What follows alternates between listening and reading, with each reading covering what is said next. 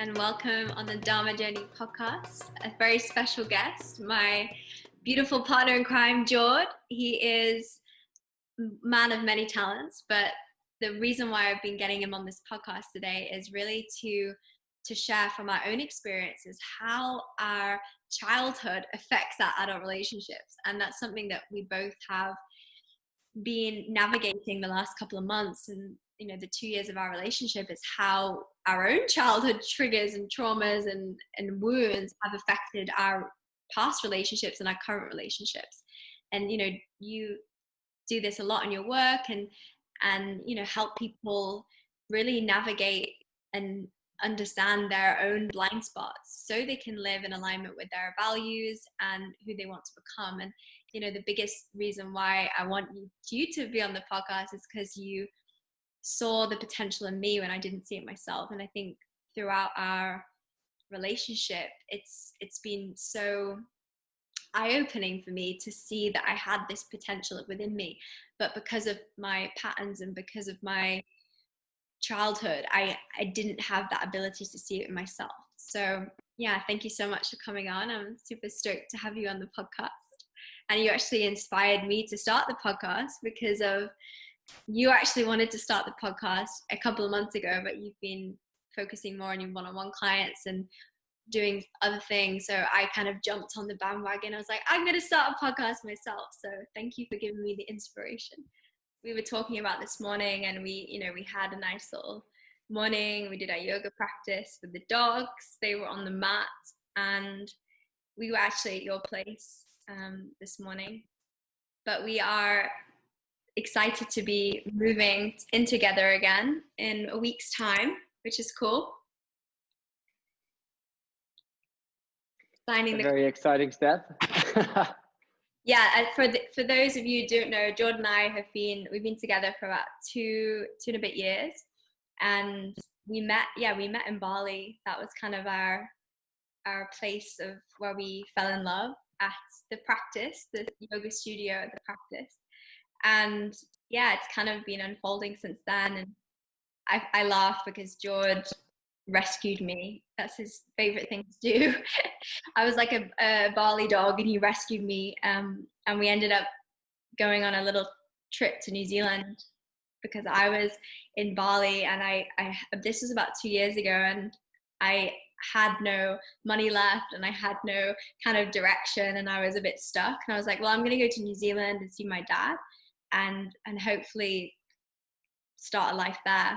And we'd met literally just before, about, what was it, like a month or two before? Yeah, I think we dated for like 5-6 weeks before you left. And then we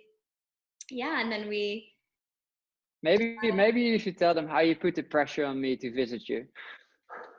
Okay, I don't normally tell everyone that on the live podcast, but I think the topic today is a bit of vulnerability, but also how our childhood affects our relationships, which we'll definitely use some of our own examples, which I think is going to be quite relatable for people. But no, what happened was Jord and I obviously met, and at the beginning when we first met, I didn't actually, if I'm honest, I didn't really fancy you straight away. You kind of grew on me, which is not normally like normally all the other guys I've been with, it's like this like big explosion, and you just like super hot for each other. And for us, it took a bit of time to get warmed up, and I think we'll go through that because of the reason why, and now we've kind of understood it a bit more, and we'll go through that throughout the podcast, I'm sure. But yeah, at the beginning it was like more of a friendship, and it kind of blossomed. And at that time I was about to go to New Zealand and start my life in New Zealand, and then Jord was like, well, it's my 30th birthday and in September, which is, you just had your 32nd birthday, and you were like, okay, I'll come to see you in New Zealand for my 30th. Little did I know that you were going to be bringing me back to Bali. But at that point, a moment, we actually hadn't slept together, and I was like, well, there's no point me getting involved with this guy when I'm leaving. So we were just dating and having a bit of fun. And then when you kind of took it to the next level and you're like, okay, I'm serious, like I'm going to come to New Zealand. And I said, okay, if you book your flights today to New Zealand, I'll sleep with you when you get to New Zealand. And then he booked his flights that day, and then I slept with him that day. Is that how it So goes? that's the beginning of that's the beginning of our love story. It's like the cliche in Bali, like, you know, found love. But it's funny because I had just literally come out of a relationship not so long ago, but it had been very long distance. So we kind of, you know, it kind of fizzled out, and then we bumped into each other. And I think the reason why I wasn't straight away finding you like the man of my dreams was because I was still in that headspace of like, you know, coming out of one relationship, and that's normally been my pattern in a relationship, is like getting into a relationship very quickly, which we've obviously discussed about a lot in the last 2 years, and our own kind of challenges in our relationships, and something that we'll for sure go into. But I would love to first share with the listeners that who don't know you. Obviously you're my boyfriend, but you're way more than that. You have many amazing talents and gifts. And I think for me, the reason why I wanted to have you on this podcast is because you saw the potential in me when I didn't see it myself. And I think really that's your unique superpower, your talent. And I'm forever grateful for spotting that in me, because yeah, I really, when we first met, I definitely wasn't in a place of direction and a place of consistency with what I was here to do and grow my business. So I think the big reason why I wanted to have you on is because you inspire me every day, not just in our relationship, but how you practice your yoga, but off the mat more than any yogis that I know. And you really, yeah, you're very in line with your integrity and your values, which I've learned a lot in our relationship. So I'd love for you to introduce yourself and a bit about what you do, and a little bit about your transition into Bali and why you came here. Obviously to meet me, but I mean. Yeah, speaking about Dharma and the universe, it was all brought to me to meet you. No, yeah, obviously I'm Jord. I'm from the Netherlands, from Amsterdam to be specific. And in my past life, so before Bali, I definitely used to be a different person. I like to see myself as the successful entrepreneur, and that was something I was chasing. That was also the reason I started my startup company now probably 7-8 years ago, which was an incredible journey. We grew in a very short time from just me being there to having an entire team and doing business across the country.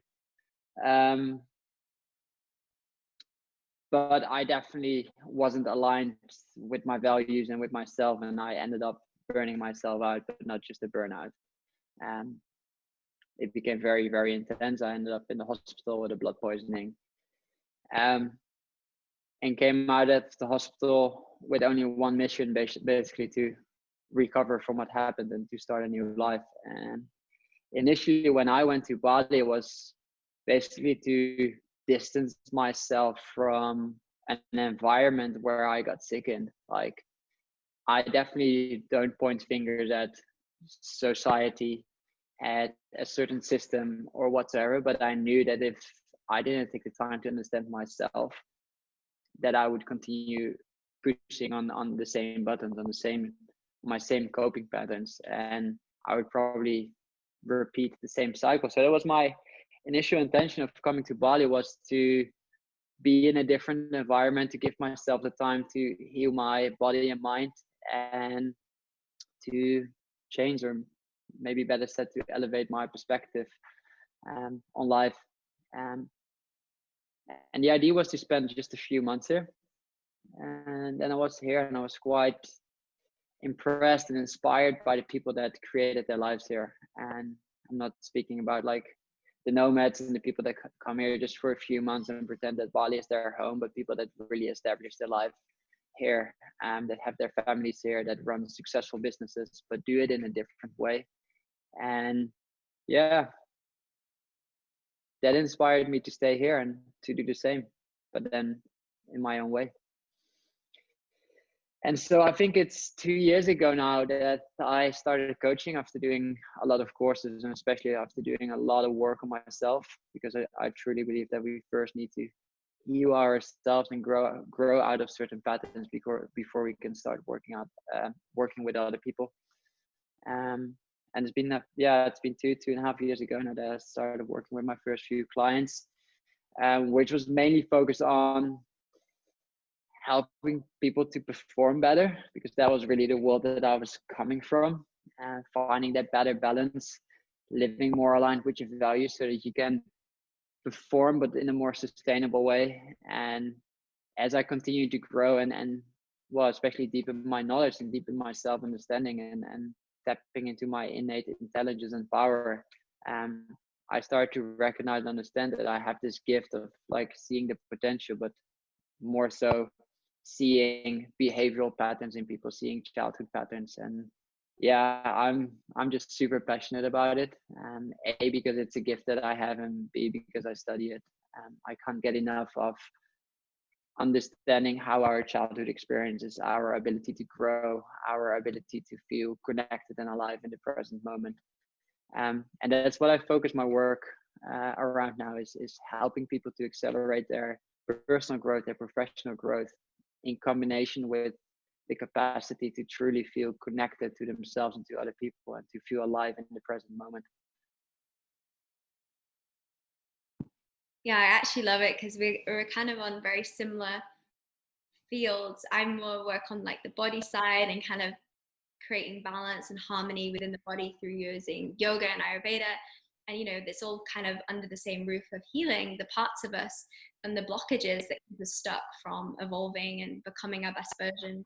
And you're obviously a lot more focused on the mind and really integrating new behavior patterns so you don't keep repeating the things that keeping you stuck. And I think so many people, they want, like we talk about this a lot, they want to do all the healing modalities of like breath work, especially in Bali. I think Bali is a place where everyone comes to heal, even if they don't know it yet.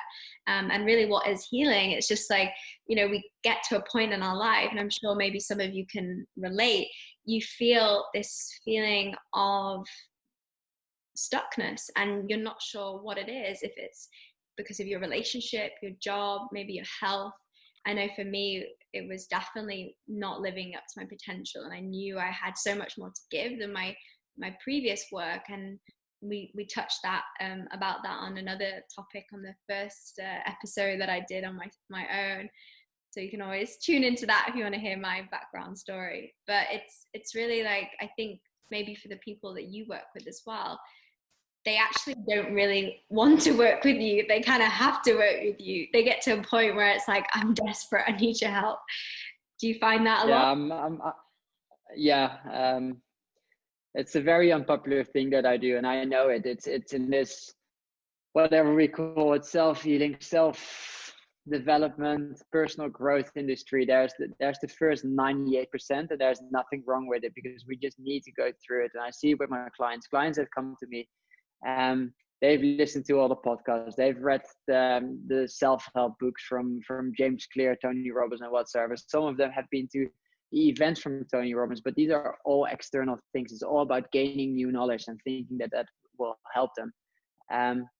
But these are obviously they're good steps, and people become more aware, and that is actually part of the growth process, because first we're not aware of our own incompetence, basically. And then we start to become aware, and we get in this loop that the more we know, it's kind of a drugs as well. So that's what you said, jumping from one healing modality to another self-growth modality, and just keeping busy. And every time you get to speak, oh, now we know more, so we're going to do better. Until they reach that moment that they understand, hey, this is also a behavioral pattern that is not really helping me, because I'm still repeating a certain pattern that is holding me back from the growth that I wish to achieve, or the connectedness that I wish to experience, or the aliveness that I want in my life. yeah, and then they basically come to me. I'm their last resource. Yeah, we always speak about it in our personal lives. Like, it's really hard to, even though you have such a gift, and you've obviously, like, I've seen myself grow in the last 2 years. And, 2 years ago, I had no money, no business, and no direction. And I'm not saying it's all, thanks to you, but I think having a stable environment with you, and having you as kind of a mentor and a coach, which obviously we get into it for sure, it wasn't like the best situation looking back, but it really has helped me grow and be where I am today, and have a beautiful business in alignment with my own values, which I didn't even know what values I had. Like, before, I think one of the second dates, you showed me the value pyramid system, and I was like, oh god. and I kind of had this eagerness to know, because I think growing up I didn't have that masculine presence which I craved, to kind of guide me in that direction of really knowing myself and knowing what's important to me. And I think that's something I've learned with you, is like, if you're not in alignment with your values, and you're not in alignment with obviously your mind and your body and your purpose, which is a big one, you're going to feel stuck, and you're going to feel resistance moving forward in life. And I think that's what a lot of our clients feel, is like this stuckness, and they don't know how to navigate themselves to a place of that self-resilience that you talk about, is really becoming our own teacher and knowing how to guide us, whether it's in our relationships, in our business, in our health. And I think we spoke about this morning. It's like, you always tell me, especially when I'm a bit busy in my mind, it's like, you're like, remember, you have all the answers, and we sometimes forget that we are our best teachers, just because we've got these coping mechanisms and these patterns that are holding us back from really understanding ourselves, because we've got these layers. And I think what you do so nicely, and even no, it's not, well, I wouldn't say nice, it's more confronting and triggering, but you really help dissolve those ego layers that keep us separate from ourselves in relationship, but also in work. And Yeah, personally, I don't like to call them ego layers, because it's such a hype thing, and there's also people associate with the ego like a very, well, they have very negative feelings around the ego. It's something bad, but I think it's just good for people to know that we all have an ego, and that this whole thing, and that we can be egoless. Like, sorry to say, but probably 99.9% that's listening to this podcast, and out of all people, will never become egoless, because it's just the way where we as humans are designed. It's just, it's part of our mind, and it's really hard to bypass that. So what I want to add to that is basically that it's, for real growth, it's just so important to become aware of the adaptive survival mechanisms that you have developed as a child, in order to feel safe, in order to feel loved, in order to have a certain feeling that you belong. And in psychology, they cover it as the developmental psychology, developmental trauma. And people are a bit afraid of like trauma. I don't have trauma, but just to check in with yourself, like, just think about it, about the last time where you wanted to express something, where you really felt like, oh, I want to say something, and you didn't. That has probably something to do with your childhood, where your self-expression was taken away, or was judged, or there was no space in the family for that self-expression.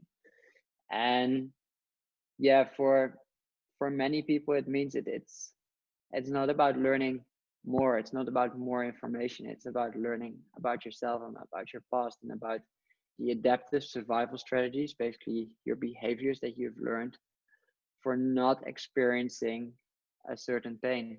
The pain of unsafety, the pain of uncertainty, the pain of not being loved, of not being seen for who you are, the pain of not belonging, which can happen obviously within the family, which can happen in the early years in school.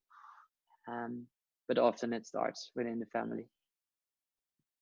Yeah, it's funny you say that, because obviously we were talking about, when I first met you, I didn't get that initial sparkle, which now obviously we've been talking about trauma, and about obviously a big thing that we're working on our own relationship is healing through relationship. And that's a big part of like Tantra. And a lot of the topics that we'll have on this podcast is how we can actually heal ourselves in a partnership once we start to understand our partner's blockages or traumas or childhood trigger wounds. And I think when I first met you, you were so safe, you were so normal. And I had never had that in my childhood. I always had very, I would say, unhealthy role models, especially in the male form. And so when I seek, most of my relationships have always been very volatile and like up, down, up and down. And that chaos is what my nervous system is attracted to, because for me, it's like, that's normal. So when I met you, and you were so grounded and so loving and actually could give me the things that I needed, it was like, what? There's a normal guy. I've never had this experience before. So I almost thought you were boring, if I'm honest. Like, and now we're like been sharing this in our relationship, how like often I know in my own, like speaking of my own experience, when we're really good and we've like not had any arguments for a while and we're just super like, you know, like a normal healthy relationship, if there's like this feeling in me that's like, oh, it feels like stagnant, but it's also, it's because we're so used to having this like, you call it high tone nervous system, or maybe you can explain more on that. Like for me, like when I drink coffee, which is not good for our relationship, as we know, talking about people that have had chaotic childhoods and how maybe you can share that, you know, more about it. Well, just like to reflect on your personal experience growing up in let's say a more chaotic environment with less structure and a father that was not present in your life or not fully present there and inconsistent. You're used to chaos and you're basically wired, like you associate that with safety. That is like your home, the place that you want to return back to. So you always seek for more chaos around you. And the funny thing is that when we started dating and when you had everything that you wanted, like safety, groundedness, security, love, somebody that sees you, that you actually started to sabotage that because you wanted more chaos, because you feel familiar in the chaos. You know how to interact in the chaos.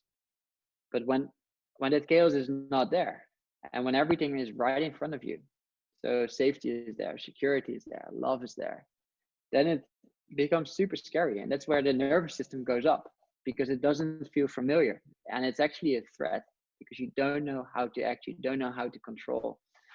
But also the other way around, because I sound like a very wise guy who has everything together, which is just not true.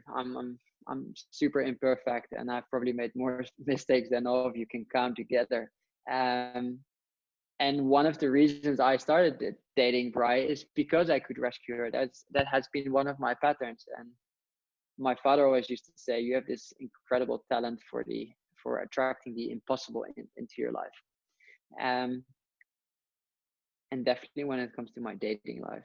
And that was the thing with Raya as well. It was my coping mechanism to find someone very loving, very attractive, with a lot of potential, but that was basically stuck for whatever reason possible. Because subconsciously, like unknowingly, I knew, hey, I can help this person because I know how to unlock their potential. And I wasn't even a coach, I wasn't even aware of it, but I am a helper.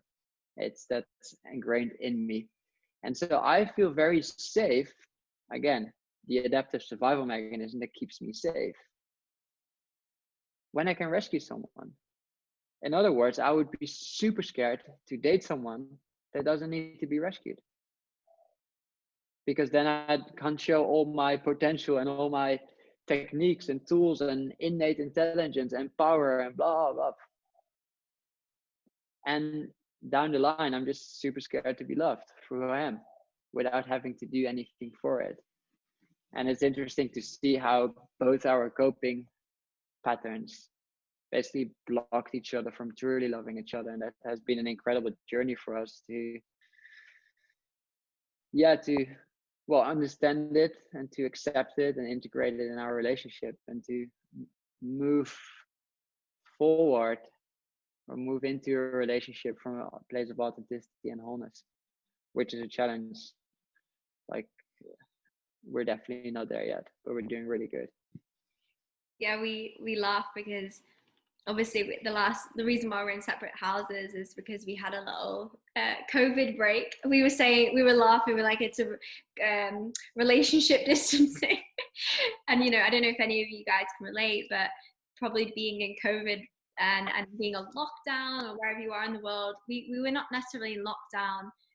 Well, Jord was sometimes, if I'm being controlling, but we were kind of like living, working in the same environment in a kind of open spaced, beautiful apartment. And we realize now, like now having separate spaces for a little while and kind of going on our own healing journey individually, to see if we could come back together and working on ourselves, because we tried working quite hard in the relationship the last 2 years, and we were like, surely it should not be this hard. Like, we love each other, we want to be together, and I think when we, a lot of we say this saying like ignorance is bliss, and you don't know what you don't know. And I think because of our work and because of the development we do on ourselves, so we can show up for our clients, it's like we have this radical self-awareness of our own bullshit. Too much, in fact, that we are so hyper aware that it's like sometimes, that's why it's great to have a coach. It's like you don't see your own blockages sometimes in the relationship. So I think the big part that's been really healing for us is having that space to go on our own path and really work on ourselves individually, and now coming back together and starting a new chapter, which I'm really excited about, because I feel that, fingers crossed, that this time is definitely going to be more gentle and normal and beautiful, because we have had that time apart to really know what we need in order for our relationship to not just work. We want it to thrive. We really want to have a beautiful relationship where we inspire one each other to grow and obviously work together in building a beautiful future, and that comes with effort. I don't believe any relationship, in my perspective, doesn't take effort. What do you think? Yeah, that really depends. Like, building a good relationship that goes beyond just physical attraction takes a lot of work. Like, in the end, you're what's happening is that you're merging two worlds into one, and those two worlds exist of different values, different beliefs, different developmental traumas and whatsoever, and that needs to merge in one, and that definitely takes work, and it takes a lot of compassion and acceptance and dedication and commitment. Yeah, 100%. But something I really would like to add to this, because I assume that the listeners of this podcast, they are into self-healing and self-discovery and self-development, and maybe they're in a conscious relationship where it's something they really want. And I think one of the biggest threats, the biggest obstacles in creating a healthy and conscious relationship is being overly conscious. We live here in Canggu, and I can say this, it's seriously a joke. People are so hyper aware and hyper alert on scanning every little thing, and every behavior must be linked to something from your childhood.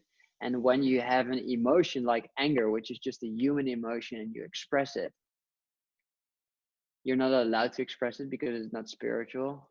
Well, it's super spiritual, because if we start suppressing our anger, we actually become sick. It creates disease, and especially for women. So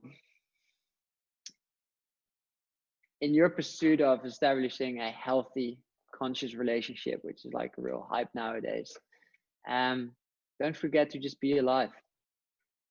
When we stop focusing on all these patterns and how we need to be and how others are, and just be alive. And for Brian and I, it means, I so often say it when I just go to the beach with her and walk the dogs. I don't want to talk about patterns. Shut up. I just want to be at the beach. Like, the most beautiful, the most spiritual, the most conscious thing for me is to be truly alive and connected in that specific moment. And I don't care about other things. So yeah, definitely don't forget the lightness. That can actually really, really boost your relationship. And that's something that we're currently practicing.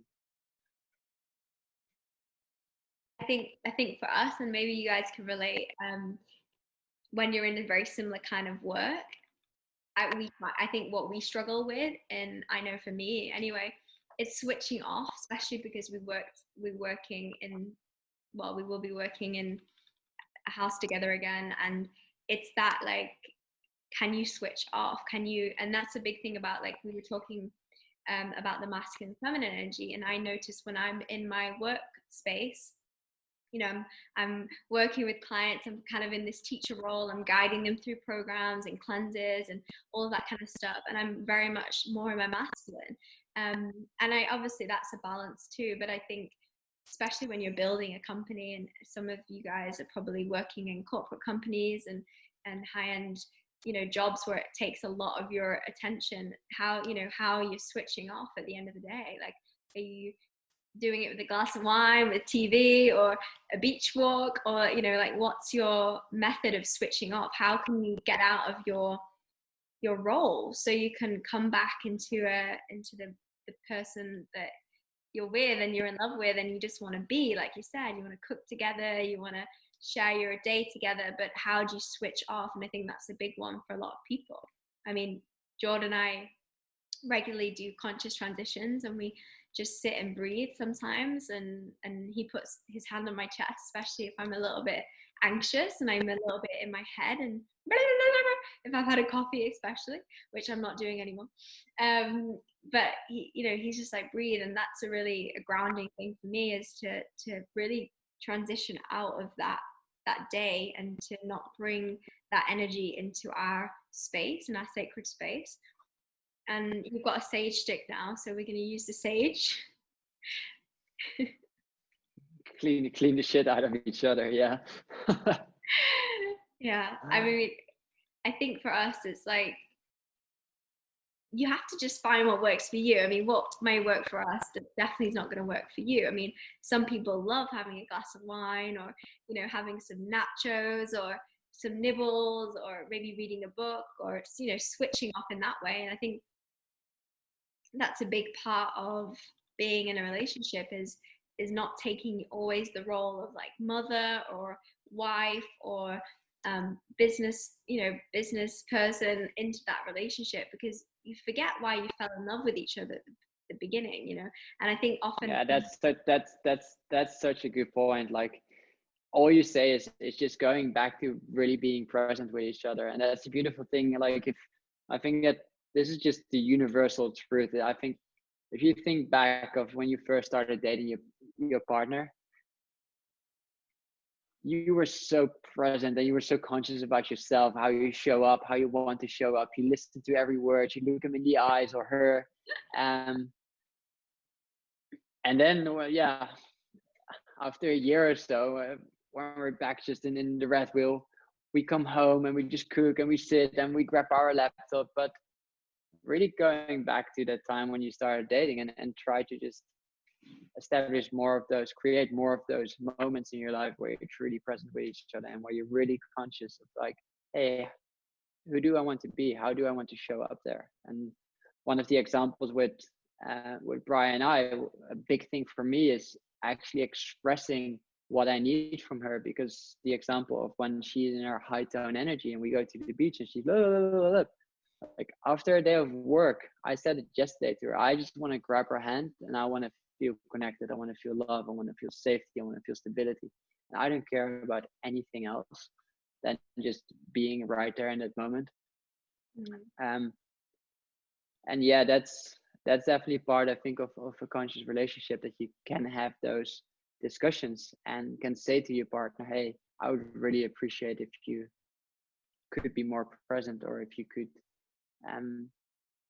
make me feel more safe in that moment. Or what's even better, speaking for what I need is more safety. What I need is more connection. What I need is more presence. So that you really help each other, because it's like we have blind spots and life is fucking challenging and tough sometimes. Like, we're so busy, and it's so easy to grab your phone and do another email and tell yourself that we really need to get this done today, and forget that we also just, like, in the end, we all want to be loved, want to feel connected, want to belong. So yeah, really being mindful of creating those moments and being conscious of who you want to be, and helping your partner to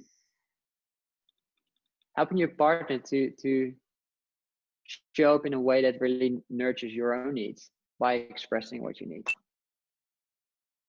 I think that's been a big one for us since our new chapter, and really expressing what we need and doing it in a loving way. And I think that's really increased our own intimacy. In terms of previous times, we would have maybe not done it in a loving way, and we would have just got triggered with each other because we're so busy and we don't have the time to, or we weren't maybe aware at that point of what we needed in that moment. But I think now, sometimes when I always say our triggers are our best indications of what we need, whether it's anger, whether it's frustration, and we, you can trigger me and I can trigger you. And like the other day we had this trigger about the shampoo and conditioner, and it was so silly, like, and when we it wasn't silly. Let's have this discussion again. Well, in the moment, for me, it felt silly, but you obviously, you felt not heard. Yeah, you're right. So for you, it wasn't. No, I felt controlled, baby.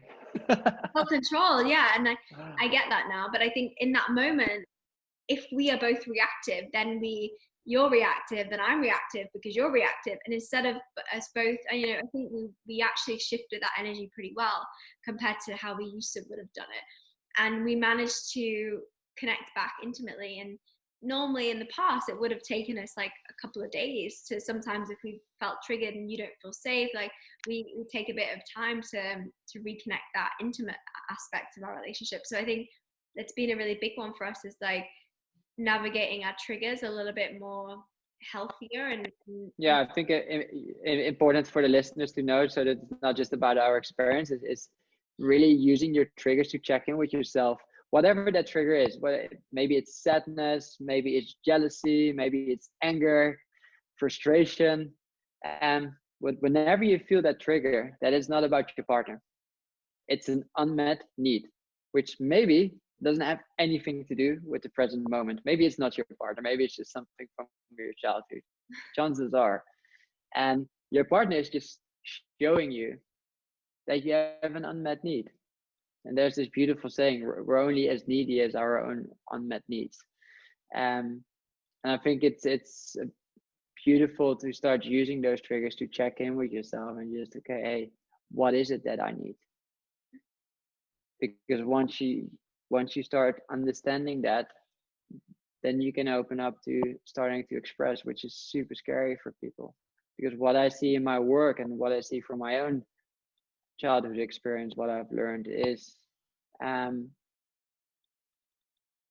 let's say, first thing I'm going to say is that there's no such thing as the perfect parent. There are no parents that do everything 100% perfect. So we have all experienced certain things where our mother or our parents together, but mostly in the earliest years, our mother wasn't able to fully attune to our needs.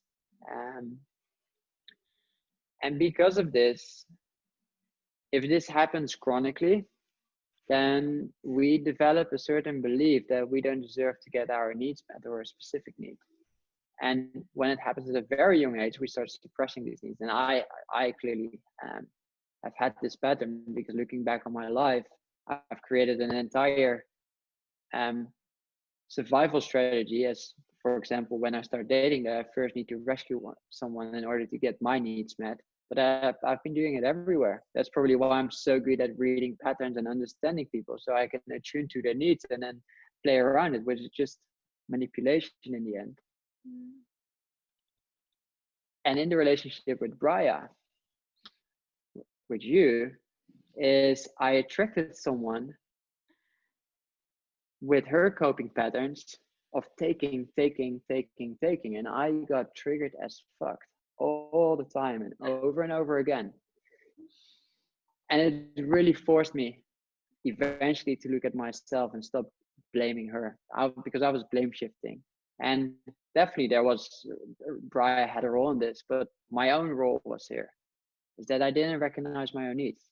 And if I did that, I didn't express them clearly. And if I expressed them, that I didn't set boundaries. And if my boundaries were crossed, that I didn't act upon it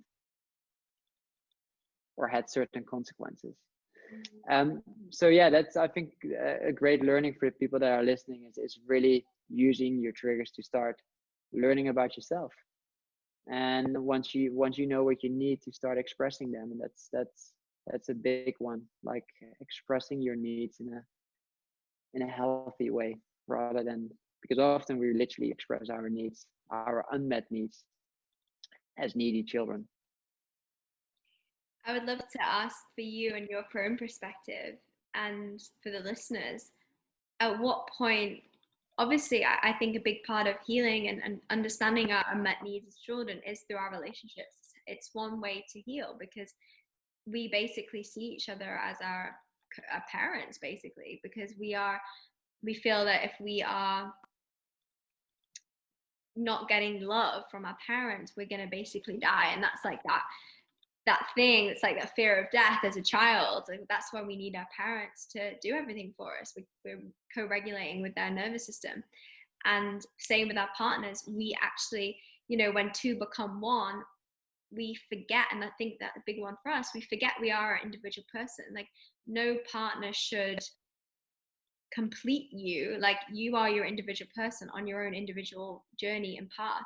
However, coming together in a sacred partnership, or in a devoted, beautiful marriage, or whatever you want to call it, you then bring out the best versions of each other, so you can grow even faster. And I think for maybe the listeners, what would you say is a point in your relationship where you almost give up? Because I know we were close for sure at some points, and where you should carry on fighting, because that potential is there, and that it's going to be the most rewarding, beautiful relationship when you push through those limitations and those barriers.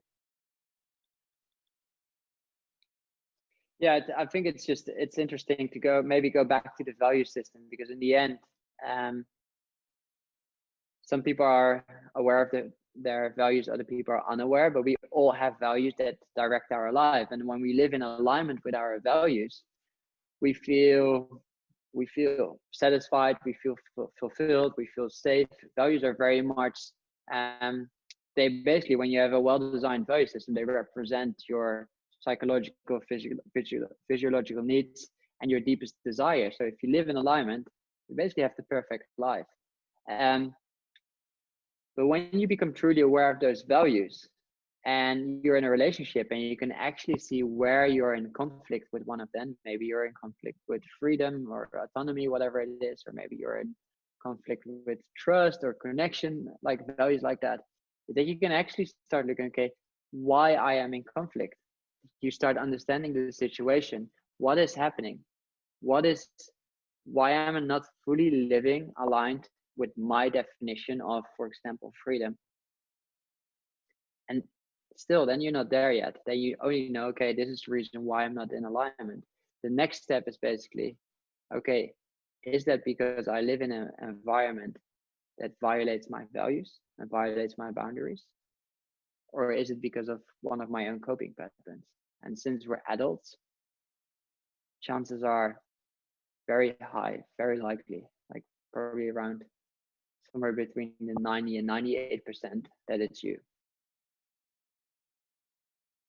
That you created a relationship in which you didn't take full responsibility for your values, probably because you felt scared of expressing, you felt scared of setting certain boundaries, you felt scared of receiving love, whatever it is. But it's becoming aware of those, our own patterns, where we sacrifice on our own needs, on our own values. And if we don't become aware of it, then just break up, then we just repeat it in our next relationship. Amen. We were Amen. Amen. I think so many people can relate, because we think by changing the body we're going to change the dysfunction, and that's going to come up sooner or later. As soon as the honeymoon period's gone, then you get the power struggle, and you're butting heads and you don't know why, and then you're basically like, people, I think, without the self-awareness, is like, oh, they blame shift on the other person, which is so easy to do. I've done it, you've done it. And we don't take responsibility for our own behavior and own actions and our own parts of ourselves that are just challenged. We're all human. It shouldn't be a shameful thing. It's like, we all need to look at the things that are keeping us stuck, and relationships you say it is the shameful thing, but actually it is, but not in the present moment. So what is actually happening often in these scenarios is that we keep running away from the pain that we have experienced as a child, and we're not even aware of it.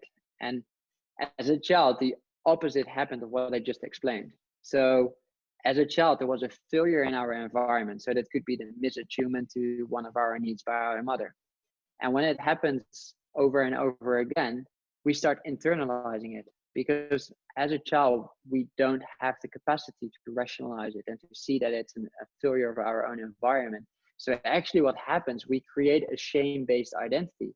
We create the belief that we are not worthy of getting our needs met, or we create the belief that we're not good enough, or we create the belief that we're not worthy of expressing our authentic self. And that belief comes with an emotion, which is often sadness. And on top of that is anger and frustration. And going through these emotions, that's very, very scary. And so you say it's not a shameful thing, but it used to be a shameful thing. And that's why we have developed certain coping mechanisms. And that's why we rather break up. And that's why we rather run away from it, because it's too painful to go back.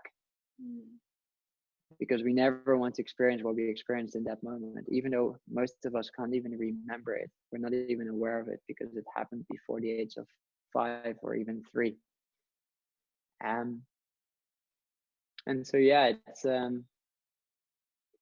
those moments are actually a beautiful way of getting to know yourself and to process these emotions. Because as long as the emotions are in you, as long as it, like the pain, the sadness, and the anger are in you, they have a certain emotional charge, and every time you get triggered, they will take over, and it's almost impossible for you to be that conscious man or to be that conscious woman that you want to be, because that's when the ego kicks in.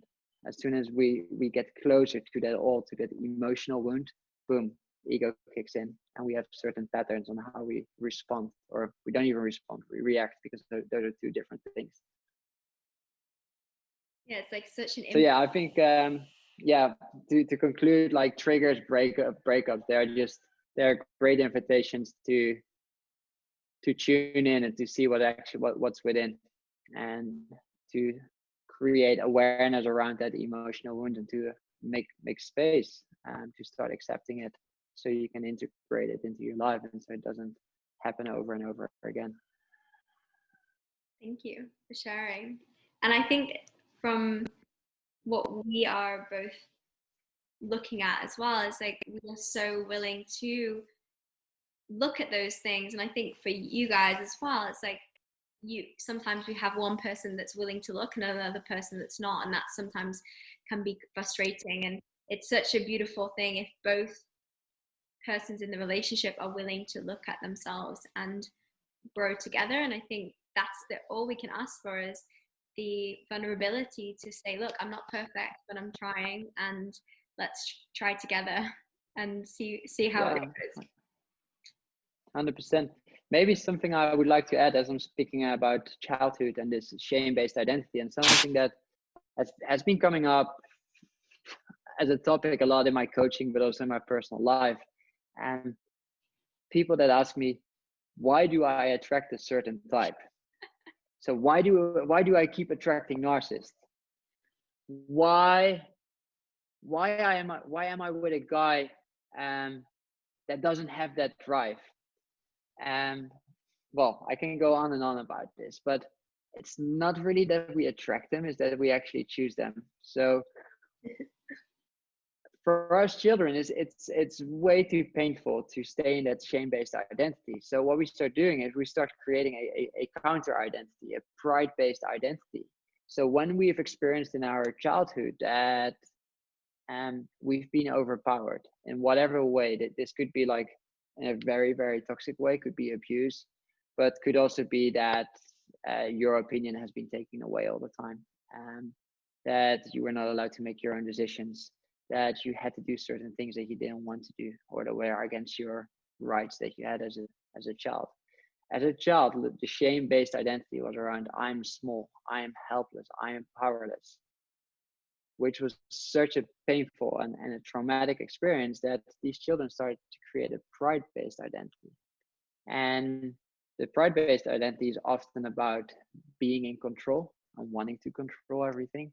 It's always being one up. And I really want to focus on this one, always being one up. For these people, it's too scary to be in like is it a mutual relationship? Am I saying that right? Where both people are equal. Because when they're equal, they're afraid of being overpowered. So they need to be one up. So they say they attract people that don't have that drive, say when these are women and they complain about their men, that they're not in their masculine energy and that they don't have to drive, and that they don't make decisions. That's because of your own coping mechanism. Another example is for men or women who experienced as a child that their needs weren't met. So they developed a shame-based identity around, I don't deserve to get my needs met. And that was so painful. That happens over and over again, especially because we're fully dependent on our external environment when we're young, is that we actually start suppressing our own needs. But we still have them. Like, we're still humans, so we still have those needs somewhere inside of us. So in order to get our needs met, we develop a counter identity, the pride-based identity, which becomes the caretaker, the person that's always needed and indispensable. Well, again, I can go on, but you can probably already link that to how that affects the way you choose your partner. And that was me, for example. That becomes the rescuer or the fixer. Because from that place, we believe that when we just us and don't do anything for it, we don't deserve to get our needs met. So we need to pick a person that we can rescue, where we can be the caretaker, where we can be in the father or the mother role, where we're needed and indispensable. And I remember myself saying in a relationship, like, what am I? Am I your coach? Am I your financial advisor? Am I your therapist? Am I your taxi driver? Am I blah, blah? I also want to be your partner. And back then I was definitely blame shifting it and pointing it at you, but it was also my own coping mechanism where I attracted this into my life through acting in a certain way, which I didn't give you even a fair chance of meeting my needs because I was afraid of expressing them without doing anything for it. So I think, yeah, for the listeners, it's another interesting topic to tune in. And then when you find yourself saying things of like, why do I attract a narcissist, or why does my partner not make decisions, why he's not standing in his masculine energy, or well, there's another interesting one with people that develop their pride-based identity all around performance and looks. It's quite similar to the one with the needs, but they always want to be the professional one. They want to be seen. They think they're only worthy of receiving love when they perform, when they achieve things, when they look good. So they will seek a partner that will constantly confirm that for them.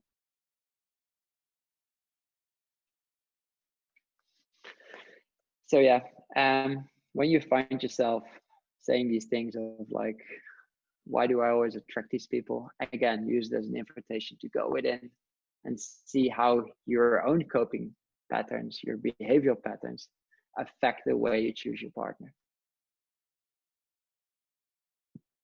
Yeah, I think the only way to understand that is really looking at our own stuff. But I think a lot of us don't want to do that, or maybe we do it, but sometimes, like you say, we can't see our own blind spots, and that's why people come to you. I see destructive patterns. That's your tagline. But yeah, no, I would love to ask you as well, like how this is a big one for the podcast, is like inspiring people to jump back to a state of love, joy, gratitude, inspiration, and what methods, tools, techniques do you do to jump back to that state of freedom and of peace and harmony by yourself? Wow, that's a very broad question. I think the greatest tool is called radical self-responsibility. So all that we've been speaking about is basically a product of radical self-responsibility. That everything that happens in your life is because of what you create. Not everything consciously, like mostly subconsciously. But the example that I just gave about how we choose our partners, if you're in dating and over and over again you get to deal with a certain guy or a certain girl, women, I have to say, so woman, yeah, then you can keep blaming it that all guys are blah blah. You can like generalize it so that you don't have to take responsibility yourself. Or you can take radical self-responsibility and start looking within. What is it within you that you create these things in your life? Or sometimes it's not about creating, sometimes it's about tolerating. So the first one is definitely radical self-responsibility. And the second tool is something like seeking external help. And I'm not saying that to promote your business or to promote my own business, but like blind spots are called blind spots for a reason. Is because we cannot see them. And this goes back to what we discussed earlier in this podcast, is that people try to do so many things themselves, which is great. But if you keep bumping into the same problem and you've read all the books and all the podcasts and whatsoever, do you really think that another podcast or another book or maybe an event is going to help you to break that pattern? No, probably even not a group workshop. Probably you need to work with somebody one-on-one who can help you to see your own shit, if I can call it like that. Yeah, I love that. You've helped my shit. I appreciate that. So let's make it 3 tools that can be effective for your listeners. The first tool, maybe I don't answer your question, sorry, because I really focus on growth. You said going back to freedom, and say that has to do with growth because it's part of growth. If you don't grow out of it, you don't have freedom. So the first tool is definitely radical self-responsibility. The second one is not external help yet, is get out of the echo chamber. Don't seek idiot compassion. So often especially when it's around relationships, when we see something in our partner, because we don't want to see the things in ourselves, so we start blaming them for being a narcissist or for being whatever. And then we seek for certain friends in our environment that confirm what we already believe. Because again, then we don't need to change ourselves, which is great. We just start generalizing more about men or women and the way they are. So the next tool is, if I say avoid the echo chamber, is seek people that can actually help you. Well, that challenge your perspective, that challenge your ideas, that challenge your beliefs. Which can be confronting and uncomfortable, but that's a great tool. It's a great tool in life anyway, because it enriches your experience of life.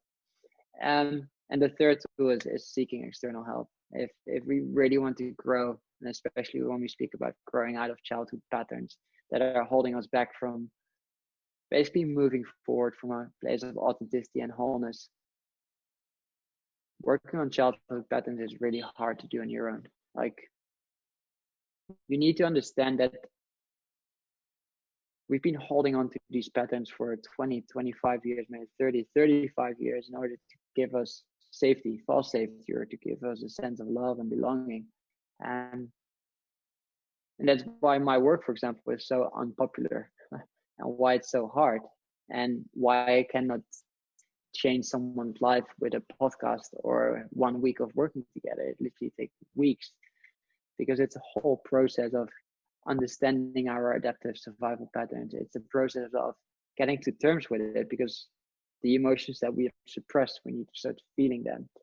And then we need to start integrating them in our life. And that's, if you ask me, that's how we become free. That's how we can start moving forward from a place of authenticity and wholeness. I hope. Thank you. Thank you so much, my love. You inspire me every day to be my best version, and through your own amazingness and and honesty and leading the way. And I think that's why I've obviously, my soul, whatever you want to call it, gravitated towards you. And we're on this journey together and doing our best, and we're definitely not perfect at all, definitely not there yet, but we're enjoying the ride and just having fun. And I think we forget that sometimes, that this life is meant to have fun. We're meant to grow, we're meant to have fun, and also share what we found that has been helpful in our lives. And really, we're just sharing our own experiences because that's true to us, and hopefully it's given you some inspiration or some clarity, or maybe an aha moment that's you can have been like, oh yeah, I can relate to that. And if that's the case, then amazing. And I'm sure we'll probably have you on the podcast quite a few times throughout our journey, just to share our new chapter and other things that we find helpful. And how can people, I ask everyone on the podcast, even though I know your story, but how can people connect with you? Like, what sort of things have you got lined up in the future? I know you've got a couple of cool things lined up, so maybe you can share with the listeners if they resonate with you and they want to connect with you further. And on Instagram, we'll put your stuff in the show notes. But what's next for you? Well, they can connect with me on Instagram. That's the best way. My Instagram is Jord Cuiper, which is JordCuiper. That's where I'm sharing some of my work. I'm not super active, and I'm actually less active than I should be, because I feel a lot of resistance against being online all the time, and it distracts me from the work that I want to do. And what's next? I continue focusing on my one-on-one coaching, as I just mentioned. The work that I do that requires a lot of time, focus, and attention, and for that reason, I've decided to not jump into group workshops and to not do any more courses. So I continue to focus on one-on-one coaching. And in 2021, May 2021, I have a expedition coming up in Peru, personal mastery expedition, where we venture into the mountain, where people venture with us into the mountains for 10 days on a personal mastery journey, where we combine an epic hike of 10 days where we go fully offline and introduce them to certain healing modalities, to work around self-growth, and obviously practicing deep connection with a group of 10 people. I'm still trying to get on that trip because you've already got, I think you've got 8 men signed up. So you're I might, because it wasn't going to be originally a man's trip, but because you had most men sign up, I was hoping that we'd have some women on there so I could join as well. Well, the plan is to go with 10 people, just to create a safe container where we can do the work and share certain things. At the moment, 8 men signed up, so it looks like it's going to be men's work, men's retreat. But definitely open to women who want to join and make it a mixed thing as possible. So when there are any women on the podcast, I think you would do Brian a great favor if you join, because that would open the door for her to join the trip. I'm going to sneak on that anyway. I'll sneak in your backpack and come with you. But no, I think it's beautiful. And you're diving deeper in your personal hobbies. Like, you're really into breath work and surfing and extreme sports, and that's kind of your freedom part, the way that you get out of your head and really connect into your body again. And that's something that's really important to you. Well, yeah, I think something I didn't mention, but my journey is all about growing and being successful whilst I am fully connected and alive in the present moment. And I don't achieve that through always working. And for me, it's that being in nature and things like surfing and hiking that really helps me to connect to myself, to others, to nature, and to the whole bigger thing out here, the universe, I guess. He's actually going on a surf trip this weekend. No girls are invited, so you're gonna have freedom. He hopes he's gonna surf a barrel. That's like his bucket list item that he wants to take this year. My goal for the year. Well, I'm rooting for you, baby. I'm sure you'll do it. Good. All right, my love. Good. Thank you so much for coming on.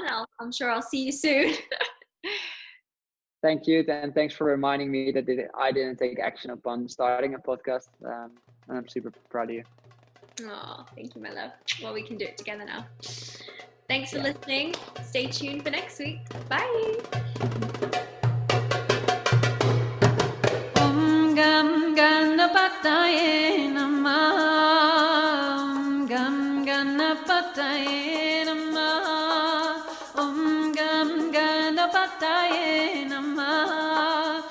Thank you so much for joining me, your host, Roots, on the Dharma Journey podcast. It's been an honor to guide you and to have you listen to me and amazing people on this podcast from all walks of life. If you enjoyed the podcast, if something shifted within you and hopefully it made you laugh, cry, or had a moment of inspiration, then please feel free to share this podcast with others if it resonates. And really, that's how we grow. We grow as a collective. We grow when we unite and we help one another out. And really, that's the beauty of why we're all here, is to guide each other home, help us uncover our unique soul's jiva, our purpose, so we can shine a light with others and live a more auspicious life. So thank you for joining me on the Dharma Journey, and I look forward to seeing you next week. Aho, Harry on.